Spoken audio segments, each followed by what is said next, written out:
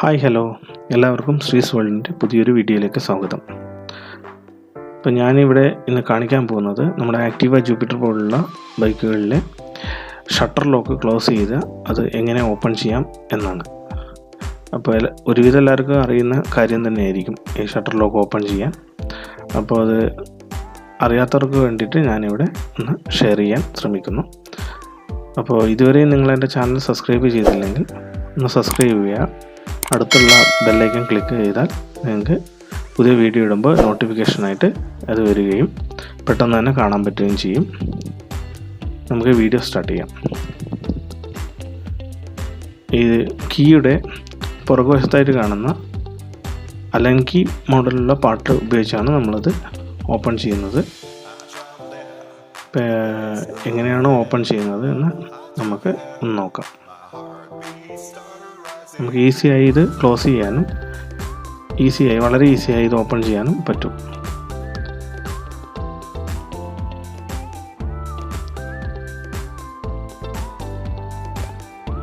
അപ്പോൾ നമുക്ക് ആ പാർട്ട് ഉപയോഗിച്ച് ഒന്ന് ട്രൈ ചെയ്ത് നോക്കാം. ഇതാ ഈസിയായി നമ്മൾ ഓപ്പൺ ചെയ്തു.